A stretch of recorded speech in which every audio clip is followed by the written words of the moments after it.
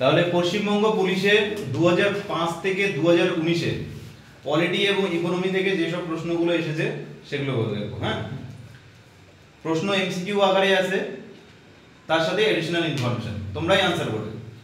লোকসভায় উপস্থিত কোন বিল অর্থ বিল হিসেবে নির্ধারণ করে? অর্থ বিল হিসেবে কে নির্ধারণ করে? অপশনে আছে রাষ্ট্রপতি, প্রধানমন্ত্রী, লোকসভার স্পিকার, ভারতের অর্থমন্ত্রী। চেনা আছে তো ওখান থেকে অনেকে? বলো, উত্তর বলো। স্পিকার। লোকসভায় উপস্থিত কোন বিল অর্থ বিল কিনা সেটা নির্ধারণ করেন স্পিকার। উত্তরটা দেখে নি।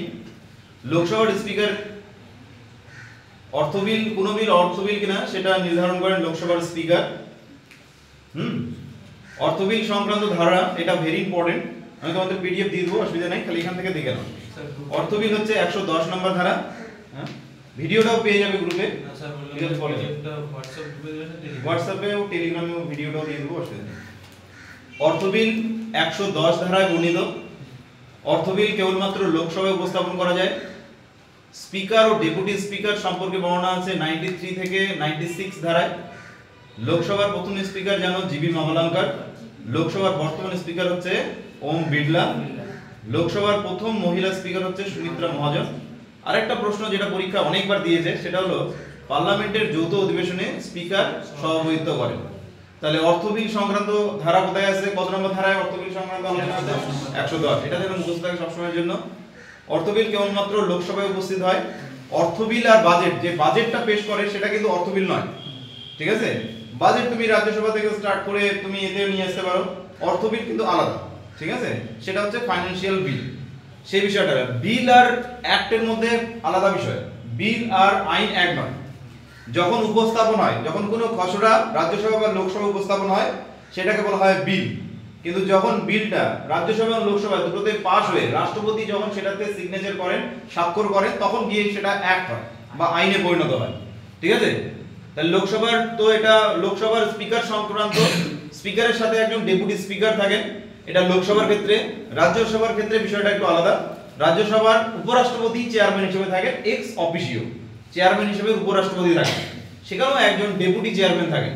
তাহলে স্পিকার এবং ডেপুটি স্পিকার আছে 93 থেকে 96 নম্বর ধারায়। যদি বলে লোকসভা স্পিকার সংক্রান্ত বর্ণনা করা আছে কোথায়, তাহলে 93 নম্বর থেকে 96 নম্বর ধারাতে। যদি এর মধ্যে কোনো একটা ধারা থাকে তাহলে সেটা মনে করবে যে এটা স্পিকার সম্পর্কে বলেছে।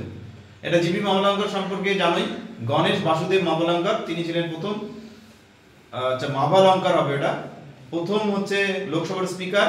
বর্তমানে স্পিকার জানোই ওম বিড়লা, তিনি দ্বিতীয় সেকেন্ড টার্মের জন্য আছেন। আর লোকসভার প্রথম মহিলা স্পিকার ছিলেন সুমিত্রা মহাজন। পার্লামেন্টের যৌথ অধিবেশন আহ্বান করেন রাষ্ট্রপতি। আহ্বান করেন রাষ্ট্রপতি। জয়েন্ট সেশন কখন হয়? যখন নবনির্বাচিত লোকসভা হলো তখন লোকসভা এবং রাজ্যসভা দুটো কক্ষকে একসাথে ডাকা হয়। আমাদের যে পুরনো লুটেনরা যে পার্লামেন্ট হাউস বানিয়েছিল সেটাতে কিন্তু লোকসভা এবং রাজ্যসভার সমস্ত সিট ছিল না, যার কারণে নতুন করে পার্লামেন্ট হাউস তৈরি হয়েছে, ভারতের সংসদ ভবন। তো সেই সংসদ ভবনে এতগুলো ক্যাপাসিটি রয়েছে। এতগুলো ক্যাপাসিটি মানে 545 জন লোকসভায় আর 245 জন হচ্ছে রাজ্যসভায়। তাহলে জয়েন্ট সেশনে দেখা গেল সবাই উপস্থিত আছে। হতেই পারে সবাই থাকতেই পারে, ভালো, আমাদের সব ভালো হয়ে গেছে, সবাই উপস্থিত আছে। এবার সবাই যদি উপস্থিত থাকে তাহলে 245 প্লাস হচ্ছে 545, তার মানে হচ্ছে 790 জন। তাহলে 790 জনের জন্য সিট লাগবে, প্লাস এডিশনাল প্রচুর লোক থাকে, যেমন ধরো যে আমাদের অ্যাটর্নি জেনারেল, তিনি যখন ইচ্ছা বসতে পারেন। এছাড়াও আরো অনেক অনেক সদস্য আছে যারা বসতে পারেন, ঠিক আছে? এই অ্যাটর্নি জেনারেলের সাথে সাথে আরো অনেকজন সচিবরা আছে, কেউ যদি সেটা দেখতে চায় বসে পার্লামেন্টের সেশন, সেটারও সুযোগ সুবিধা রয়েছে। তো এই সমস্ত বিষয় নিয়ে অনেকগুলো সিটের প্রয়োজন।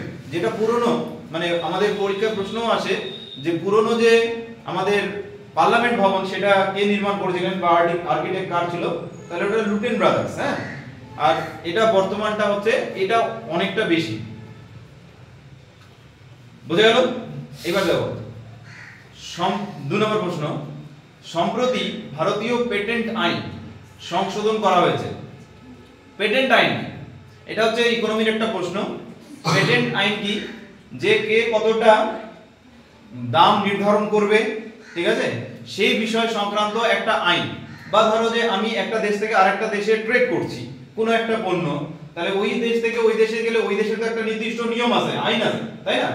ওদের ক্ষেত্রে আলাদা আইন আছে, আমাদের দেশে আলাদা আইন আছে, এরকম যত কান্ট্রি আছে পুরো অল ওভার দ্য ওয়ার্ল্ড, তো সমস্ত কান্ট্রিগুলো আলাদা আলাদা আইন আছে। তো সমস্ত আইনগুলোকে এক জায়গায় নিয়ে আসার জন্য একটা আইন করা হয়, সেটা হলো পেটেন্ট আইন। তো এই পেটেন্ট আইন সংশোধন করা হয়েছে কিসের জন্য, কার জন্য? কোন গ্যাটস? GATS নাকি GATTS? কোনটা? ডি নয়, GATTS হচ্ছে general agreement on trade and tariff. ঠিক আছে, এটা হচ্ছে সুযোগ সুবিধা দেওয়া। ট্যারিফ কথাটা যখন আসবে তার মানে হচ্ছে সুযোগ সুবিধা দেওয়া। আর GATS এটা হচ্ছে general agreement trade and service, আর এটা হচ্ছে ট্রেড অ্যান্ড ট্যারিফ। ঠিক আছে, দেখে নিই। গ্যাটস হবে সঠিক উত্তর। এটা হলো general agreement on trade in services, এটা হলো গেটস। ঠিক আছে, এটা কবে এসেছে? এটাও সেম ওই GATT, কিন্তু গেটের পুরনো ফর্ম ছিল WTO, ওয়ার্ল্ড ট্রেড অর্গানাইজেশন, যেটা 1945 এর দিকে তৈরি হয়েছিল, ইউনাইটেড নেশন তৈরি হওয়ার সময়।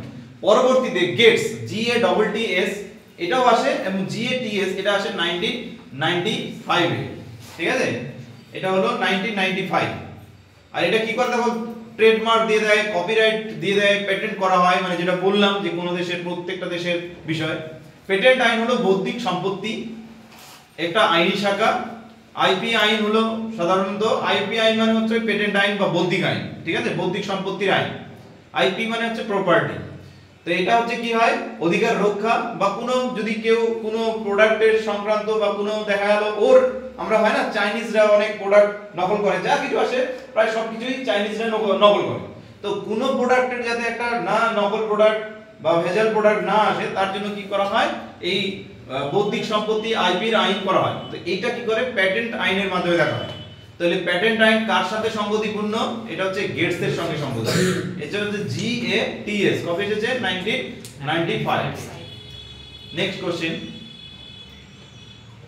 অনুচ্ছেদ আর অনুচ্ছেদগুলিতে, এই যে অনুচ্ছেদ আছে সেই অনুচ্ছেদগুলির মধ্যে উল্লিখিত মৌলিক অধিকার সঙ্গে জরুরি অবস্থার সময় স্থগিত করা যায় না। জরুরি অবস্থার সময় কোনটা স্থগিত করা যায় না?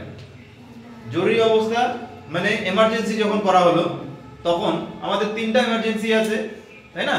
একটা হলো ন্যাশনাল এমার্জেন্সি, যেটা 352 ধারায়, স্টেট এমার্জেন্সি যেটা হলো 356 ধারায়, এবং হচ্ছে আর্থিক এমার্জেন্সি বা ফিনান্সিয়াল এমার্জেন্সি, সেটা হচ্ছে 360 ধারায়।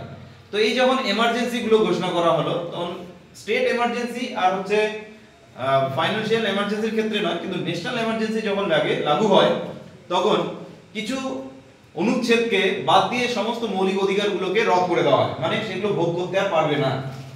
তো এর মধ্যে কোনটা এমন যেটাকে রদ করা হয় না, স্থগিত করা হয় না? 19 নম্বর আর্টিকেল, 17 নম্বর আর্টিকেল, আর্টিকেল 14 নাকি আর্টিকেল 21? কোন আর্টিকেলটাকে রদ করা হয় না? কালকে এটা বলছিলাম, কোনটাকে রদ করা যায় না? 14 নম্বরে সাম্যের অধিকারকে রদ করা হয়, আর্টিকেল 21 কে অফ করা হয় না। ঠিক আছে, আর্টিকেল 21 কে অফ করা হয় না। আর্টিকেল 21 ছাড়াও আর্টিকেল 20 কেও অফ করা হয় না। ঠিক আছে, আর্টিকেল 20 অফ করা হয় না। এবার তিনটা জরুরি অবস্থার ধারাগুলো আছে, রাষ্ট্রপতি তিন প্রকার জরুরি অবস্থা জারি করেন, 352, 356, 360 হলো। এবার দেখো, আমাদের যে প্রথম যেটা আছে 352 জাতীয় জরুরি অবস্থা, সেখানে দুই প্রকারের জরুরি অবস্থা হয়। একটা হলো বৈদেশিক আক্রমণের দ্বারা, এক্সটার্নাল এগ্রেশন, আর একটা হলো ইন্টারনাল ডিস্টারবেন্স, দুটো মাধ্যমে হয়। যদি এমন হয় যেই প্রকারেই জরুরি অবস্থা হোক, 20 নম্বর ধারাটাকে কোনোভাবেই স্থগিত করা যাবে না, যেই জরুরি অবস্থায় হোক। যদি জরুরি অবস্থা এমন হয় যে বৈদেশিক আক্রমণের দ্বারা, তাহলে 21 নম্বরটা স্থগিত হয়। যদি বৈদেশিক আক্রমণ, 19 নম্বর ধারা, যেটা 19 নম্বর ধারাও স্থগিত করা যায় না। কখন? যদি স্টেট এমার্জেন্সি হলো, বা ফাইনান্সিয়াল এমার্জেন্সি হলো, বা ধরো যে ইন্টারনাল ডিস্টারবেন্সের কারণে এমার্জেন্সি হলো, তাহলে 19 নম্বর ধারাটাকেও স্থগিত করা যায় না। বুঝা গেল? আমাদের জাতীয় জরুরি অবস্থা এই যাবত তিনবার ঘোষিত হয়েছে, 1962, 1971, 1975। 1962 India China war, 1971 India Pakistan war, আর 1975 এটা হলো ইন্দিরা গান্ধীর, এটা হচ্ছে স্বশাসিত অবস্থার জন্য, এটা হচ্ছে ইন্টারনাল ডিস্টারবেন্সের কারণে। বাকি 1962 আর 1971 হচ্ছে এক্সটার্নাল ডিস্টারবেন্স। বোঝা গেল? তাহলে যে কোনো অবস্থায় এমার্জেন্সি ঘোষণা করলে 20 নম্বর আর 21 নম্বর ধারাটাকে স্থগিত করা যাবে না। 19 নম্বর ধারাটাকেও স্থগিত করা যাবে না, যখন দেখা গেল ন্যাশনাল এমার্জেন্সি হলো না এক্সটার্নাল এগ্রেশনের কারণে, মানে বৈদেশিক শত্রুর আক্রমণের কারণে এক্সটার্নাল এগ্রেশনের কারণে এমার্জেন্সি ঘোষণা করা হয়নি, তাহলে 19 নম্বর ধারাটাকেও স্থগিত করা যাবে না। পরের প্রশ্ন, ভারতের নাগরিকদের মৌলিক কর্তব্যের সংখ্যা কয়টি? কয়টি? 11টি। ভারতের নাগরিকদের মৌলিক কর্তব্যের সংখ্যা হলো 11টি। ভারতের সংবিধানের পার্ট 4A এবং 51A, পার্ট 4 এর মধ্যে রয়েছে 51A ধারা। যদি বলে কোন অধ্যায়ে রয়েছে তাহলে 4A ধারা করে, 4A অধ্যায়ে। যদি বলে কোন ধারায় তাহলে 51A ধারাতে মৌলিক কর্তব্য রয়েছে। মূল সংবিধানে মৌলিক কর্তব্য ছিল না, ঠিক আছে? কবে যুক্ত করা হয়েছে? ভারতের সংবিধানে মৌলিক কর্তব্য সংযুক্ত হয়েছে 1976 হবে, এটা 1976 হবে। এটা হচ্ছে 44তম সংবিধান সংশোধনীর মাধ্যমে। 1976 44তম সংবিধান সংশোধনীর মাধ্যমে মৌলিক কর্তব্য যুক্ত হয়। তখন 10টি মৌলিক কর্তব্য যুক্ত হয়েছিল। পরবর্তীতে 2002 সালে 86তম সংবিধান সংশোধনীতে আরো একটি কর্তব্য যুক্ত হয়, যেটা হচ্ছে 6 থেকে 14 বছর বয়সী প্রত্যেকটি শিশুকে বিদ্যালয়ে পাঠানো বাবা মার কর্তব্য। এটা যুক্ত হয় কবে? 2002 সালে 86তম সংবিধান সংশোধনীর মাধ্যমে। সংশোধনীগুলো ইম্পর্টেন্ট, ওটা 1976 হবে। হ্যাঁ, মৌলিক কর্তব্যের যে ধারণা সেটা হলো সোভিয়েত ইউনিয়ন থেকে নেওয়া হয়েছে।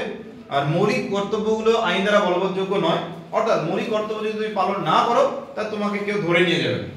দেশের প্রতি সম্মান করা, জাতীয় পতাকাকে মর্যাদা দেওয়া, যারা জাতীয় বীর অর্থাৎ যারা সম্মানী ব্যক্তি তাদেরকে তুমি সম্মান করা। যেহেতু এটা রাইট নয়, তার জন্য অনেক সময় গান্ধীজিকেও গালি দিচ্ছে, অনেক সময় অমুককে গালি দিচ্ছে, অমুককে গালি দিচ্ছে, ঠিক আছে?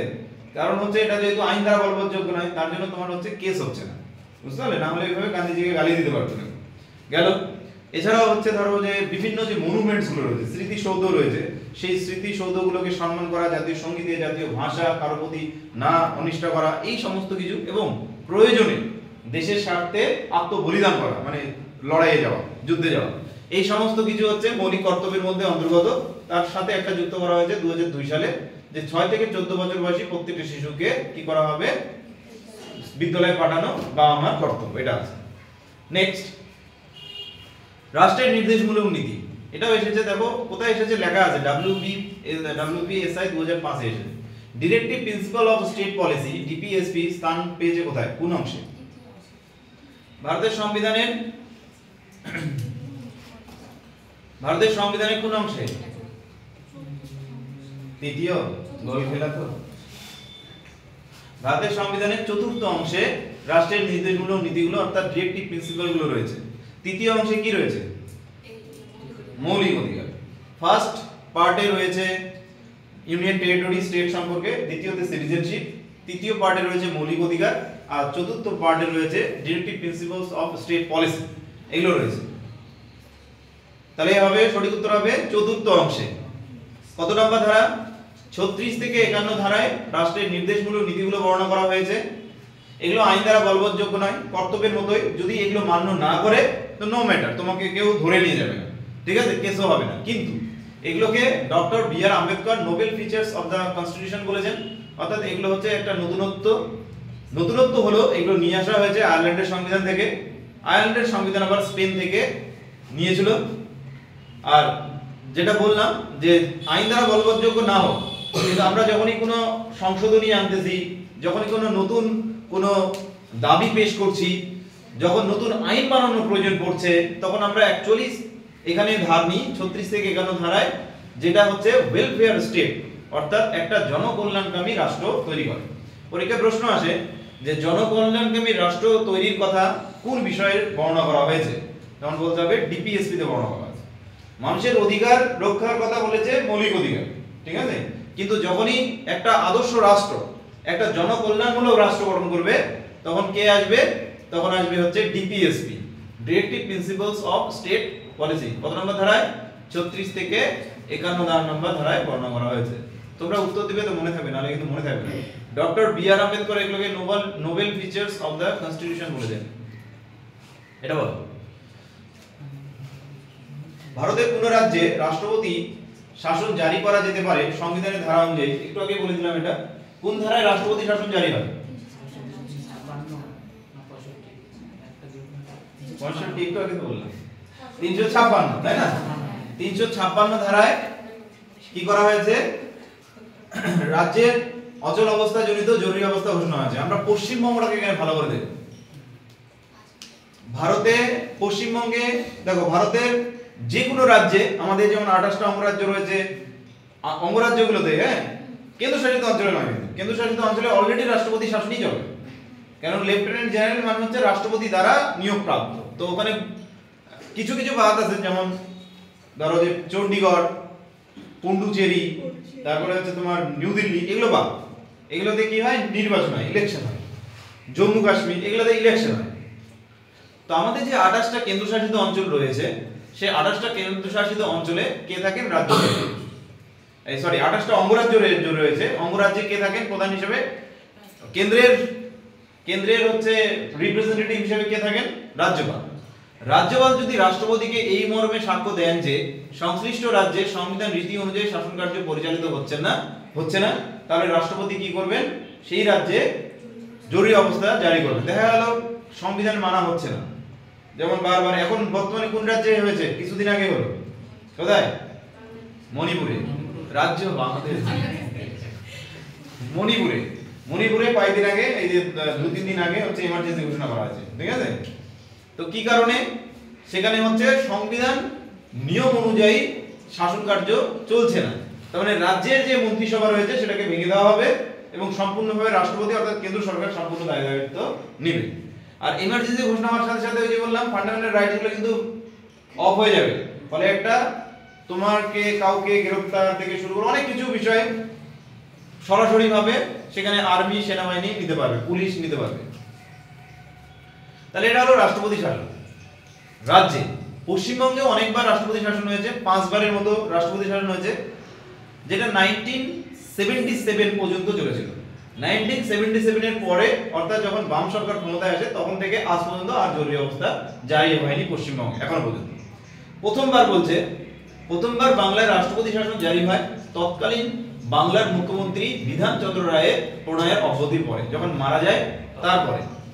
এটা কবে, 1 জুলাই 1962। এটা হলো প্রথম রাষ্ট্রপতি শাসন। বেশি দিন থাকেনি, 7 দিনের মতো ছিল, কারণ তিনি মারা গিয়েছিলেন ক্ষমতা থাকাকালীন সময়। তারপরে যখন প্রফুল্ল চন্দ্র সেন ক্ষমতায় পেলেন, মানে মুখ্যমন্ত্রী হলেন, তখন আবার রাষ্ট্রপতি শাসন শেষ হয়ে গেল। দ্বিতীয়বার বাংলা কংগ্রেস, ইউনাইটেড ফ্রন্ট আর হচ্ছে প্রোগ্রেসিভ ডেমোক্রেটিক ফ্রন্টের একটা সরকার গঠন হয়েছিল। সেই সরকার গঠন হওয়ার যখনই বলেছিলাম তোমাদের অনেকবার বলছি, ত্রিশঙ্কু সরকার অনেক ভালো নয়। ত্রিশঙ্কু সরকার মানে সেই সরকার ভাঙবেই, ঠিক আছে। তো এই দেখো, কংগ্রেস, তার সাথে ইউনাইটেড ফ্রন্ট আর হচ্ছে প্রোগ্রেসিভ ডেমোক্রেটিক ফ্রন্ট, এই সব মিলিয়ে, যুক্ত ফ্রন্ট সব মিলিয়ে হচ্ছে একটা সরকার গঠন করেছিল, ত্রিশঙ্কু সরকার। তো সেই সময়ে সেই সরকার ভেঙে যাওয়ার পরে রাষ্ট্রপতি শাসন জারি হয় 1968 20 ফেব্রুয়ারি। এটা হচ্ছে দ্বিতীয়বার। এটা 1 বছর 5 দিন চলেছিল, শেষ হয় 1969 এর 25 ফেব্রুয়ারি। 1 বছর 5 দিন চলেছিল, ঠিক আছে।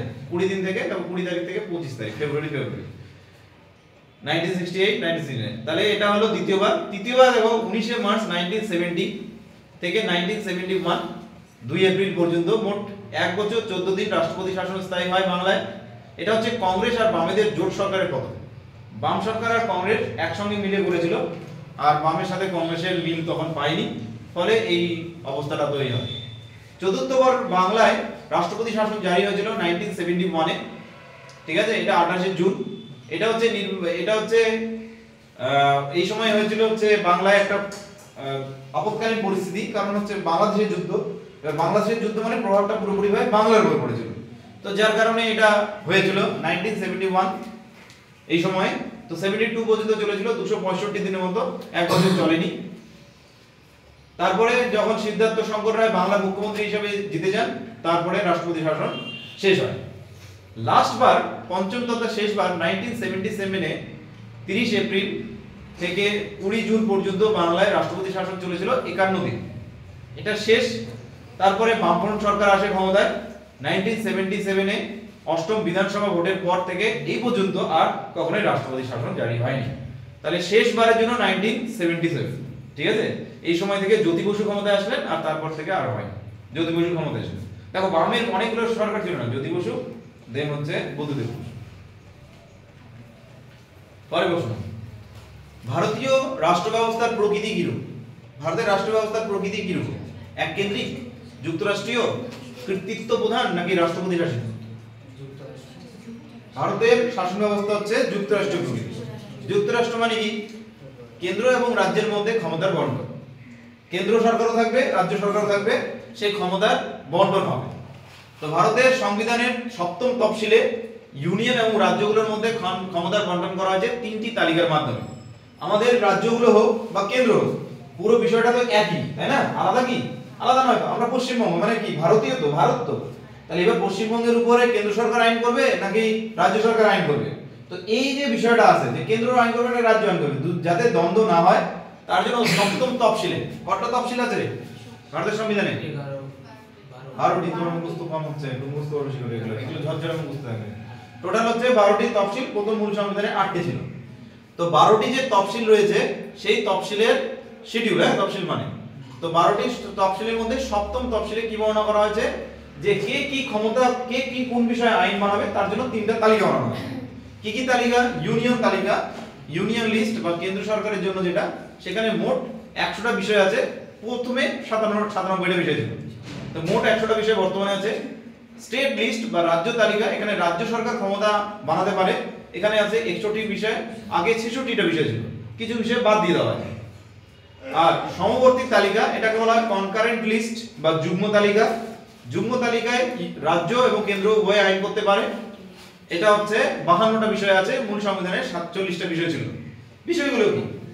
কেন্দ্র আইন বানাবে সেই সব বিষয় যেগুলো আন্তর্জাতিক ইস্যু, ধরো আন্তর্জাতিক চুক্তি, বর্ডার বাউন্ডারি ইস্যু, ঠিক আছে, এইরকম ইস্যু হবে, সেই বিষয়গুলোতে কেন্দ্র আইন বানাবে।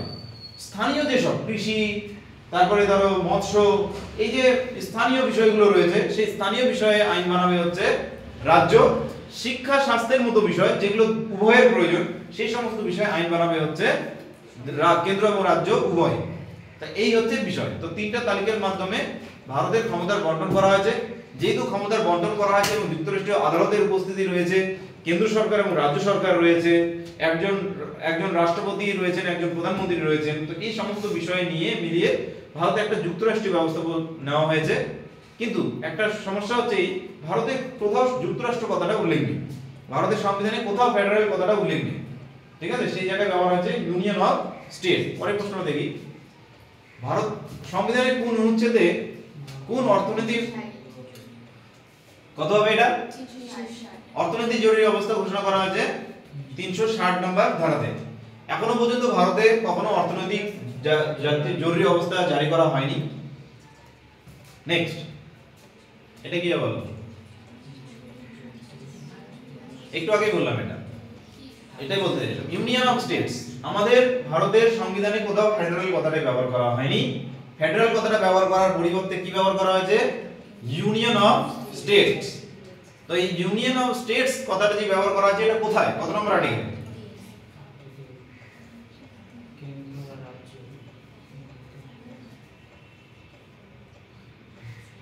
কত নম্বর আর্টিকেল? 1 নম্বর আর্টিকেল। ভারতের সংবিধানের 1 নম্বর আর্টিকেলে বলা আছে India, that is Bharat, shall be, be হবে, এটা উই হয়ে গেছে, shall be a union of state, ঠিক আছে, স্টেটস। তো অনেকগুলো রাজ্যের এটা হচ্ছে একটা ইউনিয়ন, এটা 1 নম্বর ধারা পড়ে। এই যে ফেডারেল কথাটা না ব্যবহার করে এটা বলেছে, এর কারণ আছে। এর কারণ হচ্ছে এই যে আমাদের যে ভারতের সংবিধান, ফেডারেল স্ট্রাকচার তো ফেডারেল আছে, কিন্তু আমাদের ভারতের সংবিধানে আলাদা আলাদা রাজ্যকে আলাদা আলাদা পাওয়ার গুলো দেয়নি। কিছু নিয়ম অনুসারে পাওয়ার দেওয়া হয়েছে, দেওয়া হয়নি এমনটা নয়, বলে দেওয়া হয়নি নয়, কিছু কিছু পাওয়ার দেওয়া আছে। জম্মু কাশ্মীরকে, নাগাল্যান্ডকে আমরা দেখবো পরে কোশ্চেনে আছে, কাউকে কাউকে পাওয়ার দেওয়া আছে, কিন্তু ওই রকম করে পাওয়ার দেয়নি যে ওরা আলাদা নাগরিকত্ব পাবে, আমরা আলাদা নাগরিকত্ব পাবো। মানে যুক্তরাষ্ট্রীয় ব্যবস্থার একটা প্রধান রূপ হচ্ছে যে সেখানে হচ্ছে ডুয়াল সিটিজেনশিপের ব্যবস্থা থাকে, অর্থাৎ দ্বি-নাগরিকত্বের ব্যবস্থা থাকে। কিন্তু ভারতের সংবিধানে কোথাও দ্বি-নাগরিকত্ব না, ভারতে এক নাগরিকত্বের ধারণা নেওয়া হয়েছে ইংল্যান্ড থেকে। তো যেহেতু এক নাগরিকত্বের ধারণা ইংল্যান্ড থেকে নেওয়া হয়েছে, তার কারণে কি হচ্ছে যে এখানে ইউনিয়ন অফ স্টেট কথাটা ব্যবহার করা হচ্ছে ফেডারেল কথার পরিবর্তে। আরো প্রবলেম হতো যদি ফেডারেল করা হতো, তাহলে রাজ্যগুলোর আরো বেশি বেশি ক্ষমতা থাকতো। কিন্তু অ্যাকচুয়ালি যতই স্টেট মানে লিস্ট থাক, মানে রাজ্য তালিকা আছে, কিন্তু রাজ্য তালিকাভুক্ত বিষয়েও আইন করতে পারে কেন্দ্র সরকার যদি প্রয়োজন পড়ে, সেটাও আর্টিকেল রয়েছে। তো এই হচ্ছে ব্যাপার, যার কারণে ইউনিয়ন অফ স্টেট কথাটা ব্যবহার করা আছে ফেডারেল কথাটার পরিবর্তে। এটা উত্তর করো। সংবিধান সংশোধন পদ্ধতি 368, ভেরি গুড। সংবিধান সংশোধন পদ্ধতি হচ্ছে 368 নম্বর ধারায় বর্ণনা করা হয়েছে। এটা কোথা থেকে নেওয়া হয়েছে? দক্ষিণ আফ্রিকা থেকে নেওয়া হয়েছে। এবার এই লিস্টটা ভালো করে মনে রাখবে, এটা পরীক্ষায় আসে। ভারতের সংবিধানের কোন দেশ থেকে কোন বিষয়গুলো নেওয়া হয়েছে, যেমন ভারতের 1935 যেটা ভারত শাসন আইন, সেখান থেকে কি কি নেওয়া আছে?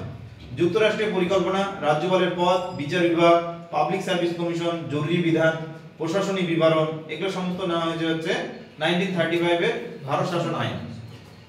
ব্রিটেন থেকে কি নেওয়া হয়েছে? ব্রিটেন থেকে নেওয়া হয়েছে সংসদীয় সরকার, আইনের ভূমিকা, আইনি পদ্ধতি, একক নাগরিকত্বের সিস্টেম, একটু বললাম। সংসদীয় সরকার মানে সংসদীয় সরকার কি? এই যে আমাদের রয়েছে রাষ্ট্রপতি, আবার রয়েছে হচ্ছে পার্লামেন্টারি সিস্টেম, যেখানে তোমার হচ্ছে লোকসভা এবং রাজ্যসভা আছে। এখানে প্রধানমন্ত্রী সেখানে হিসেবে থাকছেন প্রধান হিসেবে। তো এটা সংসদীয় ব্যবস্থা, ঠিক আছে? সংসদ, আমাদের ভারতের সংসদ হচ্ছে রাষ্ট্রপতি, লোকসভা, রাজ্যসভা নিয়ে। তো এই সংসদীয় ব্যবস্থা এটা নেওয়া হয়েছে কোথা থেকে? ব্রিটেন থেকে। ক্যাবিনেট সিস্টেম মানে আমাদের টোটাল যে মন্ত্রী সবাই থাকছে, এই মন্ত্রীগুলো বাদ দিয়েও আবার একটা ক্যাবিনেট মন্ত্রী থাকে। ক্যাবিনেটের মন্ত্রীর মধ্যে আবার একটা মন্ত্রী আছে, কিচেন ক্যাবিনেট। তো এরকম ক্যাবিনেট মন্ত্রী থাকে, মানে যারা হচ্ছে মূল ভূমিকায় যারা থাকে। তো এই সিস্টেমটাও নেওয়া হয়েছে ব্রিটেন থেকে। দ্বিকক্ষিতা মানে হচ্ছে আমাদের দুটো কক্ষ, একটা হলো উচ্চ কক্ষ, একটা হচ্ছে নিম্ন কক্ষ, এই ধারণাটাও নেওয়া হয়েছে এখান থেকে। আয়ারল্যান্ড থেকে নির্দেশমূলক নীতি, এটা খুবই ইম্পর্টেন্ট। আর হচ্ছে রাষ্ট্রপতি নির্বাচন পদ্ধতি। আমাদের ভারতের রাষ্ট্রপতি নির্বাচন পদ্ধতিটা অত্যন্ত জটিল, কারণ আমাদের ভারতের রাষ্ট্রপতি নির্বাচন আমরা ডাইরেক্টলি ভোট দিই না। কে ভোট দেয়? এটা ভোট দেয় হচ্ছে আমাদের রাজ্যে যে বিধানসভা সদস্য রয়েছে তারা গিয়ে ভোট দেয়। তো এই ভোটের যে প্রক্রিয়াটা আছে, এগুলো অনেক জটিল প্রক্রিয়া। তো এটাও নেওয়া হয়েছে আয়ারল্যান্ডের থেকে। আর মেন কথাটা মনে রেখো, রাষ্ট্রের নির্দেশমূলক নীতি যেটা, সেটা আয়ারল্যান্ড থেকে নেওয়া হয়েছে। মার্কিন যুক্তরাষ্ট্র থেকে যেটা নেওয়া হয়েছে, রাষ্ট্রপতির অভিশংসন, রাষ্ট্রপতির ক্ষমতা, ঠিক আছে, সভাপতি এবং সভাপতির কার্যাবলী, মৌলিক অধিকারটা ইম্পর্টেন্ট, বিচার বিভাগীয় পর্যালোচনা, যেটা 13 নম্বর ধারায় রয়েছে, জুডিশিয়াল রিভিউ, সেই ধারা সেটা নেওয়া হয়েছে। বিচার বিভাগকে স্বাধীনতা দেওয়া হয়েছে, মানে এখানে হচ্ছে কিছুটা হলেও তোমার হচ্ছে ওই মন্তেস্কুর সেপারেশন অফ পাওয়ারের ধারণাটা, সেটা নেওয়া হয়েছে, সেটাও এখান থেকে। আর সংবিধানের যে প্রস্তাবনা, সেই প্রস্তাবনার ধারণাটা আমেরিকা যুক্তরাষ্ট্র থেকে নেওয়া হয়েছে। কানাডা থেকে ফেডারেশনের ধারণা নেওয়া হয়েছে, একটি শক্তিশালী কেন্দ্রের। এই যে একটু আগে যেটা আমরা বললাম যে আমরা ফেডারেল শব্দটা নেইনি, কি করেছি? ইউনিয়ন অফ স্টেট করেছি, যাতে সমস্ত রাজ্যগুলোকে কেন্দ্র সরকার কন্ট্রোল করতে পারে। এই কেন্দ্র সরকারের যে ক্ষমতার কন্ট্রোল, সেটাকে কানাডা থেকে নেওয়া হয়েছে, কানাডা থেকে নেওয়া হয়েছে। অস্ট্রেলিয়া থেকে যুগ্ম তালিকা নেওয়া হয়েছে, বাণিজ্যের স্বাধীনতা নেওয়া হয়েছে। যৌথ অধিবেশনের যে ধারণা, যৌথ অধিবেশনে কে সভাপতিত্ব করেন বললাম? স্পিকার। যৌথ অধিবেশন ডাকেন রাষ্ট্রপতি। সোভিয়েত ইউনিয়ন থেকে মৌলিক কর্তব্য, প্রস্তাবনার ন্যায় বিচারের আদর্শ, এগুলো নেওয়া হয়েছে সোভিয়েত ইউনিয়ন থেকে। মানে সামাজিক, অর্থনৈতিক, রাজনৈতিক যে ন্যায় বিচার, এই কথাটা যে প্রস্তাবনায় রয়েছে, সেই প্রস্তাবনার কথাটা সোভিয়েত ইউনিয়ন থেকে নেওয়া হয়েছে। এটা ইউএসএসআর ছিল, বর্তমানে এটা রাশিয়া। ফ্রান্স থেকেও কিছু নেওয়া হয়েছে। প্রস্তাবনায় প্রজাতন্ত্রের আদর্শ, সাম্য স্বাধীনতার যে আদর্শ, সেই সাম্য স্বাধীনতার আদর্শ হচ্ছে ফ্রান্স থেকে নেওয়া। জার্মানির ওয়েমার সংবিধান থেকে নেওয়া হয়েছে, জরুরি অবস্থার সময় মৌলিক অধিকারগুলোকে স্থগিত করা হবে, এটা নেওয়া হয়েছে। দক্ষিণ আফ্রিকার সংশোধন পদ্ধতি বলে দিলাম। আর তাছাড়া রাজ্যসভার সদস্যদের নির্বাচন। জাপান থেকে কিছু নেওয়া হয়েছে, একটা আইন দ্বারা প্রতিষ্ঠিত পদ্ধতি, যা কিছু হবে আইনের মাধ্যমে। এটা বলো, এটা সোজা প্রশ্ন। গণপরিষদের খসড়া কমিটির চেয়ারম্যান কে ছিলেন? আম্বেদকর। খসড়া কমিটি মানে যেটা সংবিধান বানিয়েছিল যে কমিটি। তো সংবিধান খসড়া কমিটির ছিলেন বি.আর. আম্বেদকর। আম্বেদকর ছাড়াও আরো যেসব সদস্যরা ছিল, Alladi Krishnaswami Ayyar, N Gopalaswami, K M Munshi ছিলেন, মোহাম্মদ শহীদুল্লাহ ছিলেন, বি.এল. মিটার ছিলেন, ডিপি খৈতার ছিলেন। এর মধ্যে কিছুটা রদবদলও হয়েছিল, কেউ কেউ একটু অসুস্থতা, একজন মারা গিয়েছিল, সেটার জন্য বাদ গিয়েছিল। তো ফাইনাল সদস্য এরা ছিল, যারা মিলিয়ে টোটাল আমাদের ভারতের সংবিধান বানিয়েছিলেন। যেহেতু চেয়ারম্যান ছিলেন আম্বেদকর, তার জন্য ভারতের সংবিধানের জনক তাকেই বলা হয়, ঠিক আছে। খসড়া কমিটি প্রস্তুত করা হয়েছিল 1947 এ, গণপরিষদ দ্বারা খসড়া কমিটি গঠন করা হয়েছিল, ঠিক আছে। গণপরিষদ কবে গঠন হয়েছিল? 1946 এ গঠন করা হয়েছিল গণপরিষদ, 47 এ খসড়া কমিটি। আরো কিছু গণপরিষদ সম্পর্কে তথ্য। গণপরিষদের সভাপতি কে ছিলেন? ডক্টর রাজেন্দ্র প্রসাদ। এখানে একটা উপসভাপতিও ছিলেন হরেন্দ্র কুমার, সহরাষ্ট্রপতি বলে যেটা সভাপতি হবে হরেন্দ্র কুমার মুখোপাধ্যায়। ঠিক আছে, পরে যখন পশ্চিমবঙ্গের রাজ্যপাল হিসেবে নিযুক্ত হলেন তখন বাদ গেলেন। তো ইনি গণপরিষদের সহসভাপতি ছিলেন। সাংবিধানিক উপদেষ্টা ছিলেন বি.এন. রাও। আর গণপরিষদে 22টি কমিটি গঠন করেছিল, যার মধ্যে 10টি ছিল পদ্ধতিগত বিষয় আর 12টি ছিল সার্ভার বিষয়।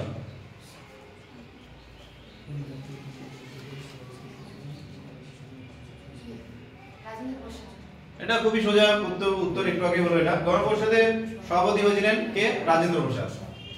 রাজেন্দ্র প্রসাদ তিনি ভারতের সংবিধান তৈরির সময় গণপরিষদ ভারতের সংবিধান তৈরির জন্য গণপরিষদ গঠন হয়েছিল। তো গণপরিষদ গঠন হয়েছিল 1946 এ জুলাই মাসে। তারপরে প্রথমে হলেন একজন অস্থায়ী সভাপতি।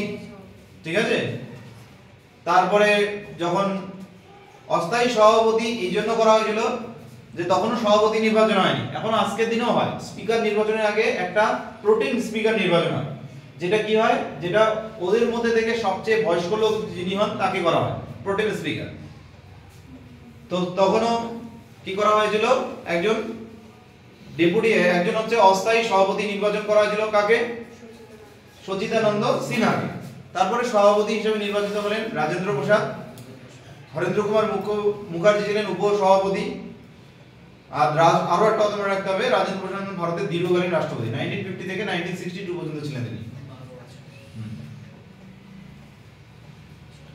এটা খুবই ইম্পর্টেন্ট প্রশ্ন, এটা 2008 এ এসেছে এসআই এ। Controller and auditor general CAG কত নম্বর ধারায়? 148 নম্বর ধারায় হচ্ছে বর্ণনা করা হয়েছে ক্যাক সম্পর্কে। তিনি ভারতীয় অডিট এবং অ্যাকাউন্টস বিভাগের প্রধান। তিনি পাবলিক পার্টসের অভিভাবক, অর্থাৎ আমাদের যে তিনটা টোটাল পার্টস রয়েছে, ঠিক আছে, সেই তিনটা পার্টসের মধ্যে দুটো পার্টসের অভিভাবক হচ্ছেন রাষ্ট্রপতি স্বয়ং, আর একটা পার্ট যেটা পাবলিক পার্টস সেটার অভিভাবক হলেন কে? এই ক্যাক। ক্ষমতার কথা বর্ণনা করা হয়েছে 1949 এ। এছাড়াও মনে রাখো যে ক্যাক সম্পর্কিত আরো যে ধারাগুলো রয়েছে 1948, 1949, সরি 148, 149, 150, 151 আর 279 এই ধারাগুলোতে ক্যাগের বর্ণনা আছে। Doctor B.R.. আম্বেদকর ভারতের সংবিধানের অধীনে সবচেয়ে গুরুত্বপূর্ণ কর্মকর্তা ক্যাগকে বলেছিলেন। তো ক্যাগকে সবচেয়ে গুরুত্বপূর্ণ কর্মকর্তা বলেছিলেন হচ্ছে ডক্টর বি.আর. আম্বেদকর। 148 নম্বর ধারাটা, এটা কিন্তু পরীক্ষায় আসে। বলো এটা 370। ভারতের সংবিধানের কোন অনুচ্ছেদে জম্মু কাশ্মীর রাজ্যের জন্য বিশেষ ব্যবস্থা করা হয়েছে? এটা কি হবে? 370 নম্বর ধারাতে। 2019 সালে, এটা বর্তমানে নেই, কারণ হচ্ছে 2019 সালে 370 ধারা এবং 35 এ ধারা, এই দুটো ধারাকে বাদ দিয়ে দেওয়া হয় এবং জম্মু কাশ্মীরকে যে স্পেশাল রাইটস ছিল সেই স্পেশাল রাইটস থেকে বাদ দিয়ে দেওয়া হয়। ঠিক আছে, তো ভারতে বর্তমানে 28টি রাজ্য এবং 8টি কেন্দ্রশাসিত অঞ্চল আছে, যেহেতু জম্মু কাশ্মীর বর্তমানে দুটো আলাদা কেন্দ্রশাসিত অঞ্চল। ভারতের সংবিধানে কোন অনুচ্ছেদ গুলিতে ধর্মের অধিকার বর্ণিত হয়েছে? 25 থেকে 28 ধর্মীয় স্বাধীনতার অধিকার বর্ণিত হয়েছে 25 থেকে 28 নম্বর ধারাতে। দেখে নিই 25 নম্বর ধারাতে কি বলছে? যে কোনো ধর্ম তুমি পালন করতে পারো, যে কোনো ধর্ম গ্রহণ করতে পারো, তুমি যে কোনো ধর্ম ত্যাগ করতে পারো, এর জন্য তোমাকে কেউ জোরপূর্বক কোনো কিছু করাতে পারবে না। তো যে কোনো ধর্ম পেশা তুমি অনুশীলন করতে পারো, প্রচার করতে পারো, এই বিষয়ে কেউ বাধা দেবে না। এটা 25 নম্বর ধারায়। 26 নম্বর ধারায় তুমি যে ধর্ম পালন করো সেই ধর্ম পালনের জন্য তুমি একটা প্রতিষ্ঠান যদি গড়ে তুলতে চাও, মন্দির, মসজিদ বা শিক্ষালয়, তাহলে তুমি সেটা গঠন করতে পারবে এবং সেটা কি করবে? রক্ষণাবেক্ষণ করবে। 27 নম্বর ধারা ভেরি ইম্পর্টেন্ট। কোনো যেগুলো হচ্ছে ধর্মের জন্য যেসব প্রতিষ্ঠানগুলো করা হয় সেই প্রতিষ্ঠান থেকে কখনো কর নেওয়া হয়, কর দিতে কেউ বাধ্য নয় বা কেউ কর দিতেও বাধ্য নয়। মানে মন্দির থেকে যদি জোরপূর্বক কাউকে বা মসজিদ থেকে কাউকে জোরপূর্বক কর নেওয়া হয় বা কেউ চাইলো চাঁদা, তো এমন কোনো নয় যে এটা জোরপূর্বক নেওয়া যাবে না। ঠিক আছে, তো এই সমস্ত কিছু বলেছে 27 নম্বর ধারায়। 28 নম্বর ধারায় যেসব শিক্ষা প্রতিষ্ঠানে সরকারি পরিচালিত যেসব শিক্ষা প্রতিষ্ঠান সেখানে ধর্মীয় শিক্ষা দেওয়া যাবে না। ঠিক আছে। তো এটা খুবই ইম্পর্টেন্ট 28 নম্বর ধারাটা। 5টা ধারা মনে রাখবে, যে কোনো ধর্ম তুমি পালন করতে পারো 25 নম্বর ধারা। 26 নম্বর ধারাতে যে ধর্ম পালনের জন্য তুমি প্রতিষ্ঠান গঠন করতে পারো সেগুলো রক্ষণাবেক্ষণ করার অধিকার রয়েছে। 27 নম্বর ধারায় কর প্রদান দিতে হবে না। আর 28 নম্বর ধারায় সরকারি যেসব শিক্ষা প্রতিষ্ঠান সেখানে ধর্মীয় শিক্ষা দেওয়া যাবে না। সংবিধানের কোন অনুচ্ছেদে সমগ্র ভারতের কোন অনুচ্ছেদ জরুরি অবস্থা, আচ্ছা ন্যাশনাল এমার্জেন্সি ঘোষণা করা হয় কোন অনুচ্ছেদ, এটা অনেকবার আলোচনা হলো 352 ধারা। জাতীয় জরুরি অবস্থা 352, রাষ্ট্রীয় জরুরি এটা রাজ্যের জরুরি অবস্থা 356, আর্থিক জরুরি অবস্থা 360। আচ্ছা জরুরি অবস্থা চলাকালীন সময়ে কিছু বিষয় হয়, যেমন 352 এর 1 অনুচ্ছেদে বলেছে রাষ্ট্রপতি জরুরি অবস্থা জারি করতে পারেন দেশে যদি কি হয়, দুটো বিষয় হয়।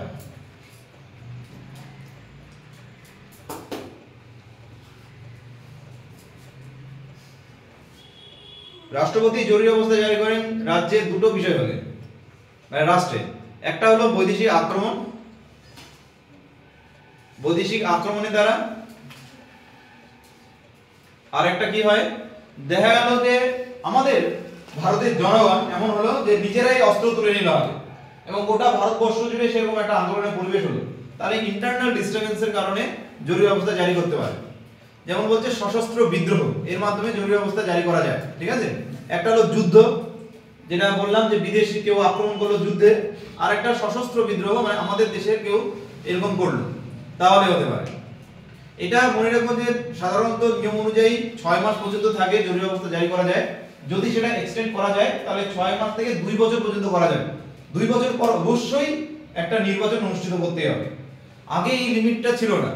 যখন 1978 এ 44তম সংবিধান সংশোধনী আসলো তখন এই নিয়মটা করা হলো যে শুধুমাত্র আন্দোলন করলে হবে না, অবশ্যই অস্ত্র শস্ত্র নিয়ে আন্দোলন করতে হবে, তবেই ইন্টারনাল ডিস্টারবেন্স দেখানো যাবে, ঠিক আছে। তো এরকম ব্যাপারটা ছিল আর কি। তো এই সমস্ত কথাগুলো এখানে বর্ণনা করে দিয়েছিলাম, তোমরা একটু পরে পড়ে নিও।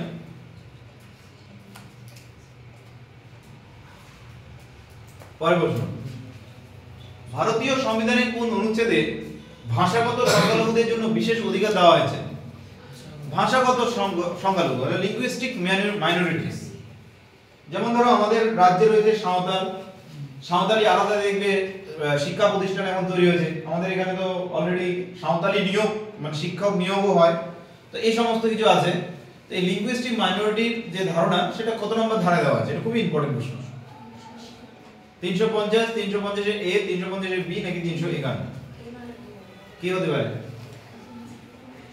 এ না বি? তো বি। আর্টিকেল 350 এর বি ধারাতে এটা বর্ণনা করা আছে লিঙ্গুইস্টিক মাইনরিটিসদের জন্য বিশেষ অধিকার। এটা দেখো একটা সদর দপ্তর আছে কমিশনের, সদর দপ্তর রয়েছে সেটা হচ্ছে এলাহাবাদে, যেটা এলাহাবাদের বর্তমান নাম হলো প্রয়াগরাজ। যে প্রয়াগরাজ মহাকুম্ভ অনুষ্ঠিত হচ্ছে সেটা হচ্ছে এলাহাবাদে। এটা হচ্ছে গঙ্গা যমুনা সরস্বতীর মিলনস্থল, এটা হচ্ছে উত্তরপ্রদেশ। 3টি আঞ্চলিক অফিস রয়েছে, যেমন বেলগাঁও, বেলগাঁও অধিবেশন মনে আছে তাই না? বেলগাঁও অধিবেশন একমাত্র অধিবেশন যেখানে গান্ধীজি সভাপতিত্ব করেছিলেন। তো বেলগাঁও এটা হচ্ছে কর্ণাটক, চেন্নাইয়ে আছে, কলকাতাতেও আছে। সংখ্যালঘুদের জন্য বিশেষ ভাষাগত সংখ্যালঘুদের জন্য বিশেষ অফিসার 1957 সালে তৈরি করা হয়েছিল। এটা 1957 সাল থেকে আছে, একজন বিশেষ অফিসার থাকবেন। পরের প্রশ্ন, এটা একদমই সোজা। 2002 সালে এটা হয়েছিল, কবে? কততম? 86তম সংশোধনী। এটা প্রথমে আলোচনা করলাম। এটা হচ্ছে রাইট টু এডুকেশন, শিক্ষার অধিকার। কত নম্বর ধারায় আছে? 21 এর এ। 86তম সংবিধান সংশোধনীর মাধ্যমে শিক্ষার অধিকারকে কার্যকর করা হয়েছে। এটা 2002 সালের ঘটনা, যখন 6 থেকে 14 বছর বয়সী প্রত্যেকটা বাচ্চাকে বিনামূল্যে ও বাধ্যতামূলক শিক্ষা দিতে হবে। 368 ধারায় সংশোধন করা হয়েছিল, এটা সংশোধনীর মাধ্যমে এটা উল্লেখ করা হয়। পরের প্রশ্ন, ভারতের সংবিধানে কোন অনুচ্ছেদ অনুসরণ করে সংবিধান সংশোধন হয়? আচ্ছা এটা তো অলরেডি হয়ে গেল 368। 368 তে সংশোধন করা হয়, 356 তে রাজ্যের রাষ্ট্রপতি শাসন, 357 হচ্ছে এটা কি বলছে দেখো, parliament can give the president the power to make laws for the state। একটু আগে বললাম না যে রাজ্য তালিকাভুক্ত বিষয়েও কিন্তু কেন্দ্র আইন করতে পারে। তো তো 357 নম্বর ধারা বলছে রাষ্ট্রপতিকে সেই অধিকার দেওয়া হয়েছে যে রাজ্যের বিষয়েও আইন বানাতে পারে, সেটা বলেছে 357 নম্বর। 300 এগুলো কেন বলেছে, কারণ অপশনে এগুলো আছে। হ্যাঁ, 359 gives power to the president where the fundamental rights can be suspended during war, external aggression, armed rebellion or financial crisis or more। অর্থাৎ যখনই জরুরি অবস্থা জারি হলো তখন রাষ্ট্রপতি চাইলে একটা অর্ডিন্যান্স জারি করতে পারে, অর্থাৎ একটা নতুন আইন নিজে নিজে বানাতে পারে। কারণ তখন তো আর কিছু থাকলো না, সংসদ তো থাকলো না, পার্লামেন্ট তো থাকলো না, তখন তো রাষ্ট্রপতি স্বয়ং। তো রাষ্ট্রপতি তখন কি করতে পারেন, অর্ডিন্যান্স জারি করতে পারেন, অর্থাৎ একটা নতুন আইন নিয়ে আসতে পারেন। সেই কথাটা বলেছে 359। পরের প্রশ্ন, ভারতের সংবিধানে রাষ্ট্র পরিচালনার নির্দেশমূলক নীতি কোন দেশের থেকে? আয়ারল্যান্ড। ভেরি গুড, আয়ারল্যান্ড থেকে নিয়েছে। কানাডা থেকে, এখানে অপশনে বাকি যেগুলো ছিল সেগুলো বিস্তারিত, কানাডা থেকে এগুলো আমরা পড়লামই। পরের প্রশ্ন, যোজনা কমিশন মানে হচ্ছে প্ল্যানিং কমিশন, চেয়ারম্যান কে ছিলেন? সাধারণত চেয়ারম্যান কে হন? প্ল্যানিং কমিশনের চেয়ারম্যান কে হন? প্রধানমন্ত্রী। তাহলে যখনই চেয়ারম্যান হবেন মানে প্রধানমন্ত্রী হবে। প্রথম যোজনা কমিশন, তার চেয়ারম্যান কে হবে? জওহরলাল নেহরু হবে। প্ল্যানিং কমিশন গড়ে তুলেছিল 1950। প্ল্যানিং কমিশনের চেয়ারম্যান হলেন প্রধানমন্ত্রী। প্ল্যানিং কমিশনের বর্তমান নাম হলো নীতি আয়োগ, যেটা 2015 সালে শুরু হয়। প্ল্যানিং কমিশনের আওতায় 12টি পঞ্চবার্ষিক পরিকল্পনা নেওয়া হয়েছে, তাই না? পঞ্চবার্ষিক পরিকল্পনা আমরা পড়েছি ক্লাসে। আর পঞ্চবার্ষিক পরিকল্পনা কোথা থেকে নেওয়া হয়েছে? সোভিয়েত রাশিয়া থেকে। শেয়ার মার্কেট নিয়ন্ত্রণ করে কে?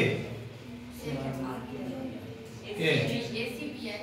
সেবি। হ্যাঁ, সেবি নিয়ন্ত্রণ করে হচ্ছে share market. SEBI full form হচ্ছে securities and exchange board of India. প্রতিষ্ঠিত হয় 1992 তে। সেবির বর্তমান সিইও হলো মাধবী পুরী বুচ। হ্যাঁ, ইউনিয়নের বর্তমান সিইও মাধবী পুরী বুচ। এটা কি? Securities and exchange board of India. কবে প্রতিষ্ঠিত হয়? 1992 তে। ঠিক আছে, মনে রাখো সেবি প্রতিষ্ঠা কবে হয়, পরীক্ষা আসে। নেক্সট, ভারতের লোকসভার প্রধান কার্য পরিচালক হয়েছিলেন ভারতের প্রধানমন্ত্রী।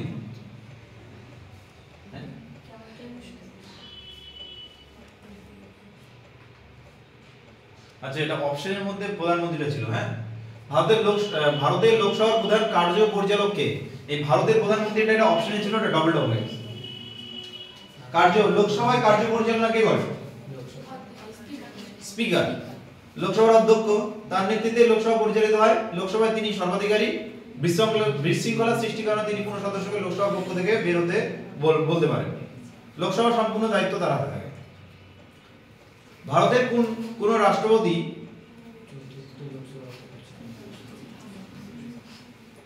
চতুর্থ লোকসভার অধ্যক্ষ ছিলেন? মানে লোকসভা যখন 4th লোকসভা গঠন হয় তখন তিনি অধ্যক্ষ ছিলেন, কিন্তু তিনি একজন রাষ্ট্রপতি ভারতের। না, রাজেন্দ্র প্রসাদ চতুর্থ হবে, রাজেন্দ্র প্রথম নেই। রাধাকৃষ্ণন সেকেন্ড। সঞ্জীব রেড্ডি তিনি ছিলেন হচ্ছে ভারতের লোকসভার স্পিকার। এখানে লোকসভার স্পিকারের নামগুলো আমি দিয়ে দিয়েছিলাম, পরে লিস্টে যখন পাবে তখন পড়ে নিও। গণেশ বাসুদেব মাভলঙ্কার আছে, আয়াঙ্গার আছে, সর্দার হুকুম সিং আছে, সঞ্জীব রেড্ডি চতুর্থ। হ্যাঁ, 4 নম্বরে আছে সঞ্জীব রেড্ডি। এটা স্ক্রিনশট তো, ওই জন্য বোঝা যাচ্ছে না, বাকিগুলো লেখা ঠিকঠাক আছে। নাবার্ড কবে প্রতিষ্ঠিত হয়? 1982 12 জুলাই। তারিখটা মনে রাখো এর, কারণ 1982 টা একদম কমন হয়ে গেছে, সবাই জানে আর কি। 1982 12 জুলাই নাবার্ড প্রতিষ্ঠিত হয়। নাবার্ড কথার অর্থ হচ্ছে national bank for agriculture and rural development. এটা ষষ্ঠ পঞ্চবার্ষিক পরিকল্পনায় গৃহীত হয়। ষষ্ঠ পঞ্চবার্ষিক পরিকল্পনা হয়েছিল 1980 থেকে 85।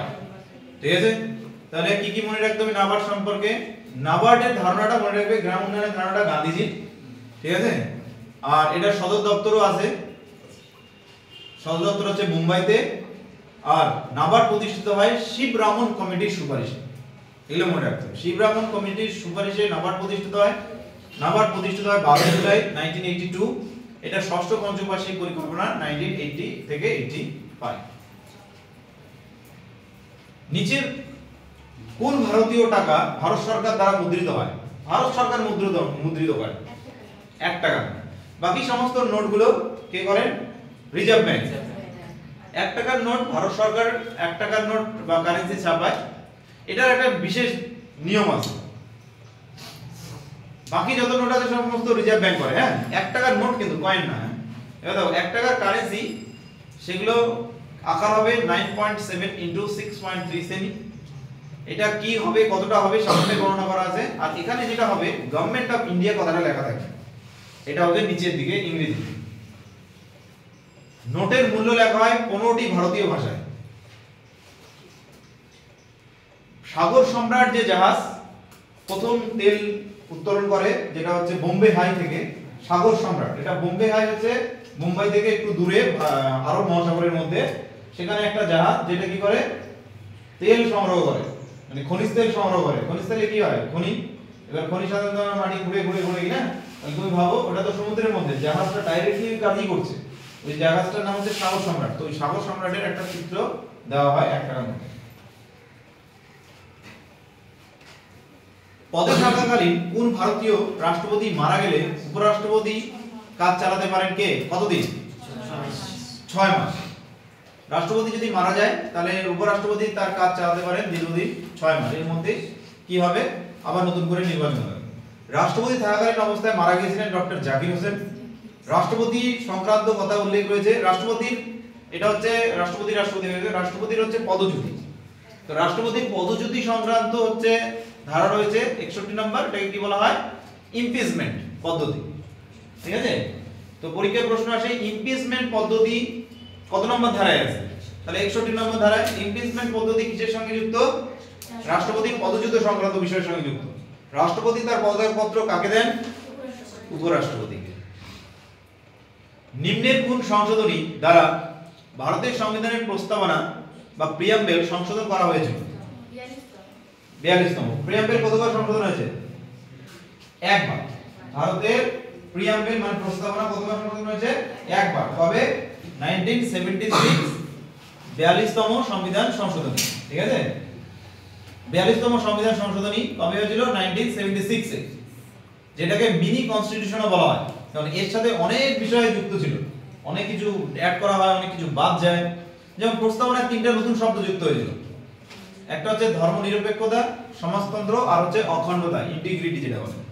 সেকুলার, সোশ্যালিস্ট আর ইন্টিগ্রিটি, এই 3টা কথা যুক্ত হয়েছিল 42তম সংবিধান সংশোধনী 1976 এ। আর এটাকে বলা হয় মিনি কনস্টিটিউশন। কোন অনুচ্ছেদ অনুযায়ী ভারতীয় সংবিধান সংশোধন আবার হয়েছে না? আচ্ছা, এখানে এক্সট্রা 3টা কথা আছে। 360 নম্বর জানোই, ফিনান্সিয়াল জরুরি মানে যেটা হচ্ছে আর্থিক জরুরি অবস্থা। 362 তে আছে দেখো, right and privilege of rulers of Indian states.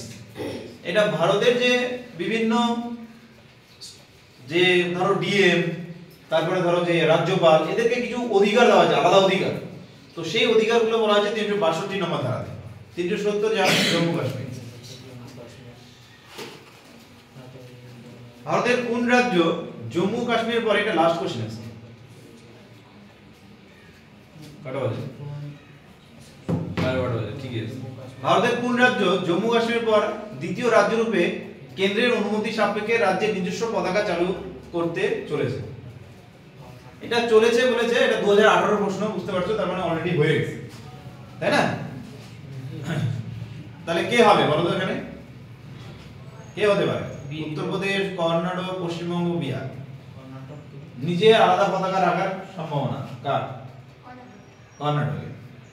এখানে দেখো, আমরা সবসময় যখনই কোনো স্পেশাল রাইটস এর কথা বলি, যে কিসের বিশেষ অধিকার, সেই বিশেষ অধিকার সবসময় আমরা নিয়ে এসেছি জম্মু কাশ্মীরকে। অ্যাকচুয়ালি জম্মু কাশ্মীর না, দেখো এতগুলো রাজ্যকে দেওয়া হয়েছে বিশেষ অধিকার। কত নম্বর ধারাতে? 371 নম্বর ধারাতে, পার্ট 21, 21 নম্বর অধ্যায়ে 371 নম্বর ধারাতে এতগুলো স্টেটকে বিশেষ মর্যাদা দেওয়া হয়েছে। কি কি মর্যাদা আমরা দেখব। মহারাষ্ট্রকেও দিয়েছে, অন্ধ্রপ্রদেশকেও দিয়েছে, তেলেঙ্গানাকেও দিয়েছে, সিকিমকেও দিয়েছে, মিজোরামকেও দিয়েছে, অরুণাচল প্রদেশ, গুজরাট, নাগাল্যান্ড, আসাম, মণিপুর, গোয়া, কর্ণাটক, এদের সবাইকে স্পেশাল রাইটস দেওয়া হয়েছে। শুধুমাত্র আমরা জম্মু কাশ্মীর বলি, কিন্তু এদের সবারই হচ্ছে স্পেশাল রাইটস রয়েছে। শিডিউলে তোমার আপনার যে সিস্টার যেটা আছে ওটা উত্তরপূর্ব ভারতে দিয়ে দেওয়া হয়েছে, ঠিক আছে? কিন্তু তার বাইরেও এদের দেওয়া আছে। কোথায় কোথায় দেওয়া আছে লেখা আছে দেখো।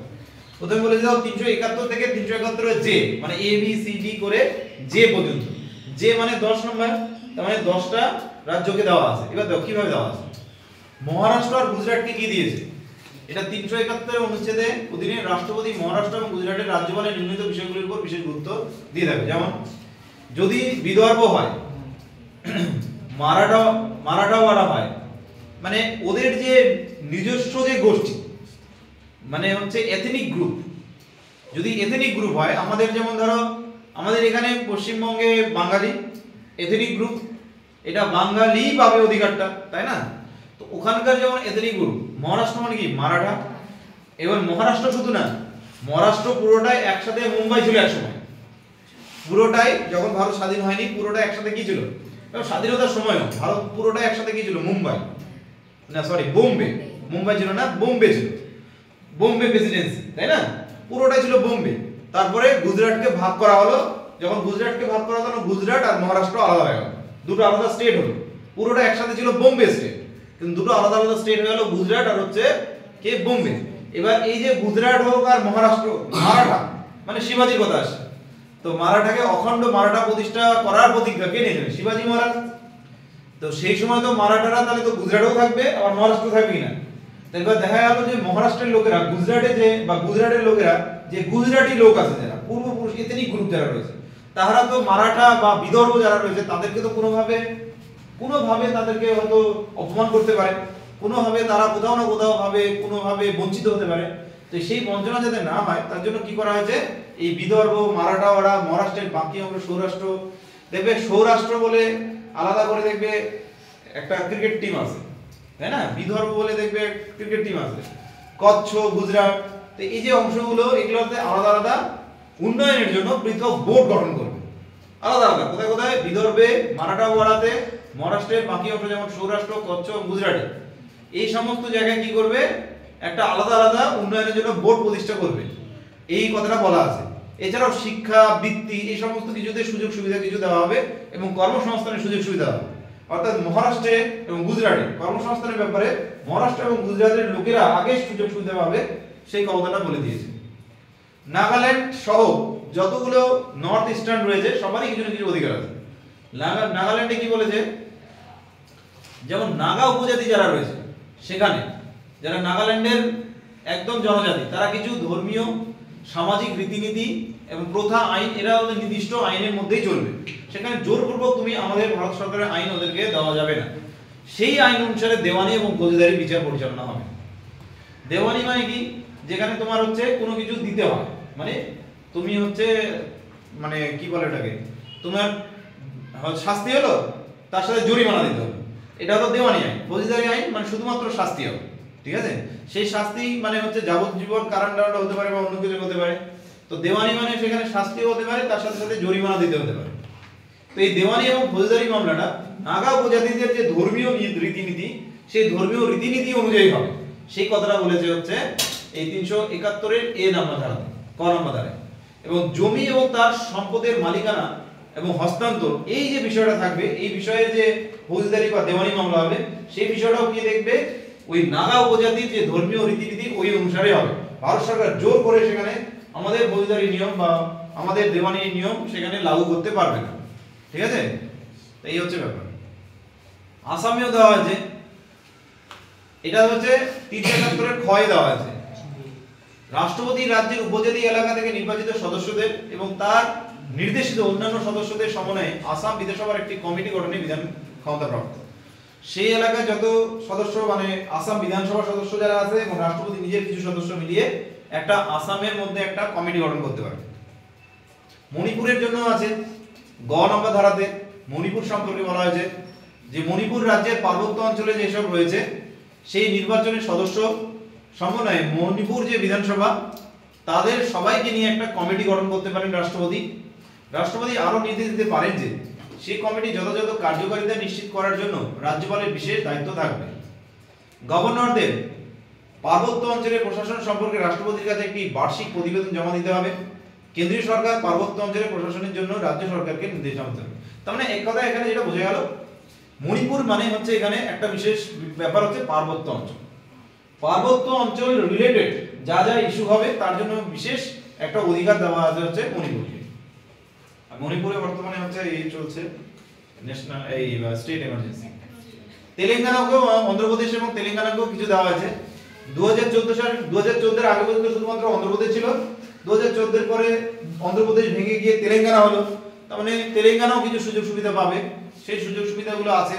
বেসামরিক নিয়োগ, আচ্ছা তেলেঙ্গানা বা অন্ধ্রপ্রদেশ, ঠিক আছে, অন্ধ্রা ক্যাডার নামে আলাদা একটা আছে বাহিনী।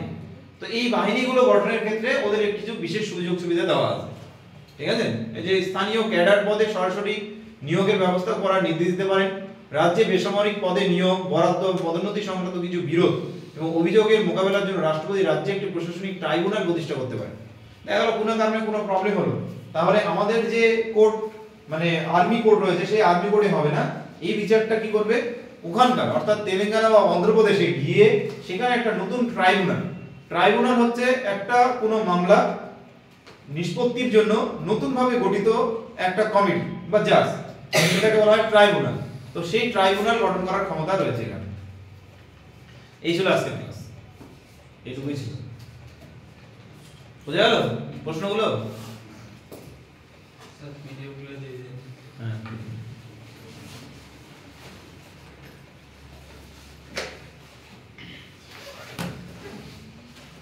স্যার টেলিগ্রাম গ্রুপের লিংকটা আরেকবার সেন্ড করে দিন, কালকে জয়েন করতে পারছি না। ওটা ওই লিংকটা কাজ করছে না? ওই লিংকটাতে আমরা ক্লিক করলাম, কাজ হচ্ছিল না। বলো তনুশ্রী বলো, লোকসভা উপস্থিত কোনো বিলে কি অর্থ বিল হিসেবে নির্ধারণ করেন? লোকসভার স্পিকার। ভেরি গুড, এটা বলো। ভারতীয় পেটেন্ট আইন সংশোধন করা হয়েছে কার মাধ্যমে? সি। এটা মৌলিক অধিকার জরুরি অবস্থা স্থগিত করা যায় না। নাগরিকদের মৌলিক কর্তব্যের সংখ্যা 11টি। রাষ্ট্রের নির্দেশমূলক নীতি স্থান পেয়েছে কোন? চতুর্থ অংশে 36 থেকে 51। ভারতের কোন রাজ্যে রাষ্ট্রপতি শাসন জারি করার পদে? রাজ্যের জারি ব্যবস্থা 356। ভারতের রাষ্ট্র ব্যবস্থার প্রকৃতি হচ্ছে যুক্তরাষ্ট্রীয়। কোন অনুচ্ছেদ অনুযায়ী অর্থনৈতিক জরুরি অবস্থা জারি করে? 360। ভারতের সংবিধান কোন অনুচ্ছেদে গঠিত? ভারতের একটি রাষ্ট্রের ইউনিয়ন স্টেট অ্যাক্ট। সংবিধানের কোন অনুচ্ছেদে সংবিধান শাসন পদ্ধতি রয়েছে? 368। গণপরিষদের খসড়া কমিটির চেয়ারম্যান নিযুক্ত হয়েছিলেন কে? আম্বেদকর।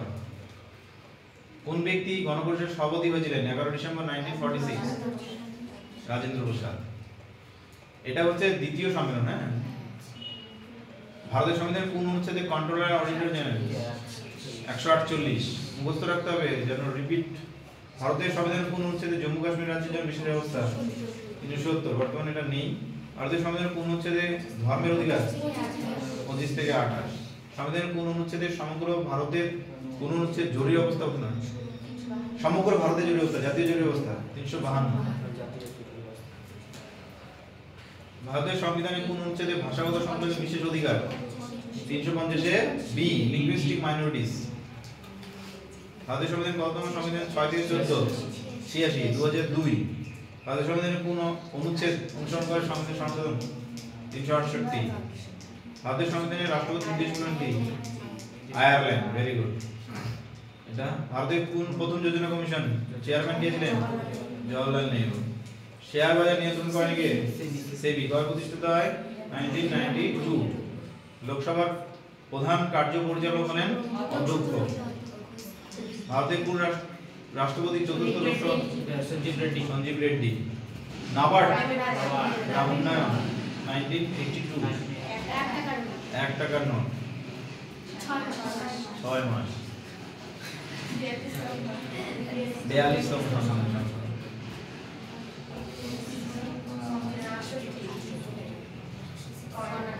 কর্ণাটক।